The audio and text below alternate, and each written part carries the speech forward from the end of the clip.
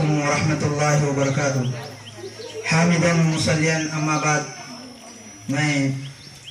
School کے head master جناب اسماعیل بیدرکر صاحب کا شکریہ ادا کرتا ہوں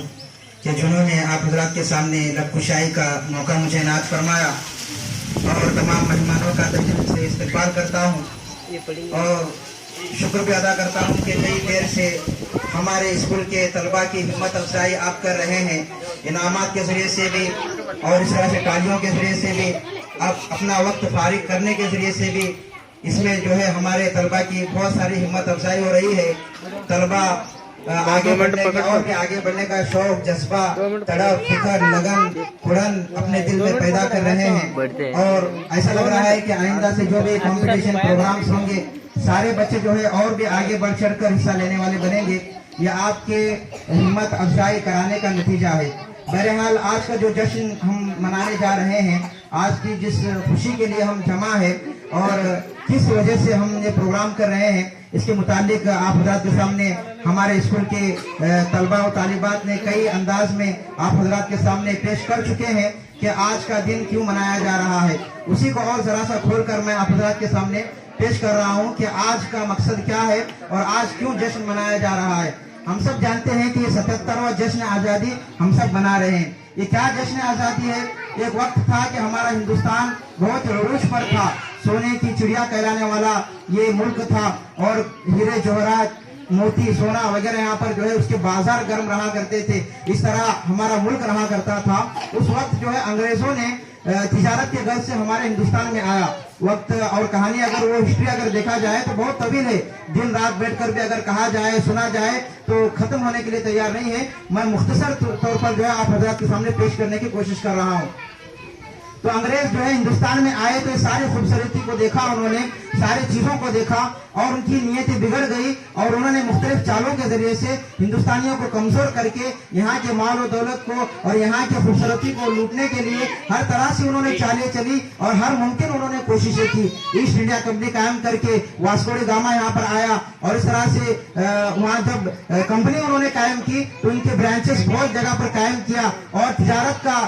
بہانہ بنا کر جو ہے یہاں کے لوگوں میں رہنا شروع کر دیا، اور یہاں کے لوگوں کو بھی مختلف پالیسیوں کے ذریعے سے، مختلف پلاننگ کے ذریعے سے یہاں لڑاؤ اور حکومت کرو جیسے پلاننگ اور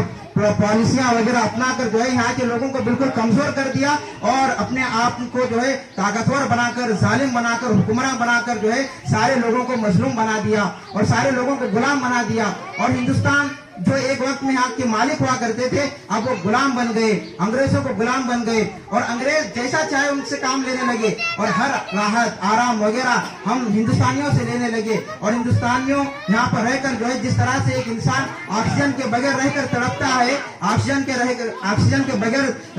رہنا دوبار ہو جاتا ہے، مشکل ہو جاتا ہے، اسی طرح جو ہے ایک انسان جب وہ غلام بن کر زندگی گزارتا ہے اسی طرح جو ہے اس کا جینا جو ہے دشوار اور مشکل اور دوبر ہو جاتا ہے. تو ہمارے ہندوستانیوں میں یہاں کے رہنے والے ہندو، مسلمان، سکھ، عیسائی جتنے بھی مذہب کے ماننے والے لوگ یہاں پر تھے، سارے لوگوں کا جو ہے رہنا یہاں پر جو ہے دشوار ہو گیا تھا. تو سارے لوگوں نے مل کر ایک کوشش کی کہ ہمارا ہندوستان آزاد ہونا چاہیے، ہمارے ہندوستان یہاں پر رہنے والے لوگ کسی کا غلام نہیں بننا چاہیے. اس کے لیے بہت ساری کوششیں کی، جیسا کہ طلبا نے بتایا کہ قربانیاں دی، قربانیاں پیش کی، خون بہایا، لاٹیاں کھائی، جیل گئے. یہ سارے چیزیں جو ہے یوں ہی نہیں ہوئی بلکہ بہت سارے لوگوں نے جو ہے اس میں بہت ساری تکلیف اٹھائی، جب جا کر جو ہے ہمارا ہندوستان جو ہے آزاد ہو گیا. ایک مختصر آپ حضرات کے سامنے ایک جھلک کے طور پر اس آزادی کے وقت کا ایک منظر آپ حضرات کے سامنے پیش کرتا ہوں.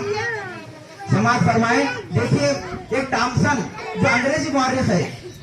وہ کہتا ہے، اس سے پہلے بھی میں آپ حضرات کے سامنے اس بات کو ذکر کیا تھا، وہ کہتا ہے کہ دلی کی چاندنی چوک سے لے کر پشاور تک کوئی درخت ایسا نہیں تھا جس پر جو ہے علماء اکرام کی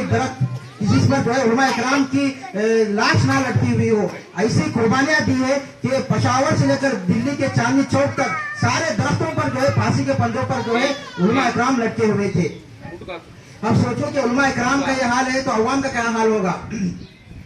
तो इस तरह से अंग्रेजों ने जो है जुल्म और सितम ढाए थे। और इस तरह से टॉमसन आगे कहता है कि मैं खेमे की तरफ गया, वहां देखा कि पीछे क्या हो रहा है। जब जाकर देखा तो अंग्रेज जो है 70 उलमा इकराम को लाकर आग के तपते हुए शोलों पर जो है जलाया जा रहा है और कह रहे हैं कि आप जो है ये आजादी के आवाज उठाने से पीछे हट जाओ, वरना तुम्हारा यही हश्र होगा जिस तरह से आप तुम देख रहे हो।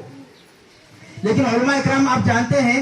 उनकी गर्दन कटना जानते हैं लेकिन झुकना नहीं जानती। वो आजाद हिंदुस्तान को आजाद करा कर रहने की ठान लिए थे, चाहे जान चली जाए, चाहे दसियों जो है तकलीफें बर्दाश्त करना पड़े, सारी चीजों के लिए उन्होंने जुल्म सितम बर्दाश्त करना जरूरी समझा, लेकिन हिंदुस्तान को गुलामी के जंजीरों में जकड़ने के लिए नहीं दिया।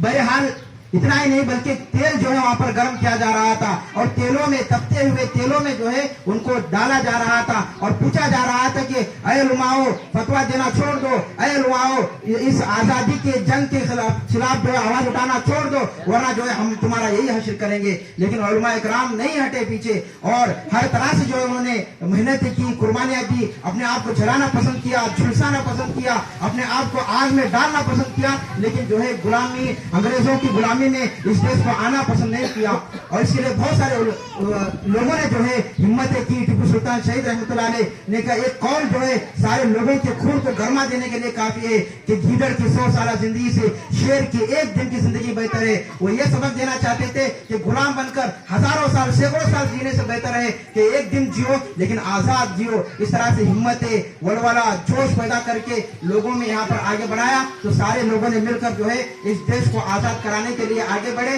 और आखिर जो है 15 अगस्त 1947 को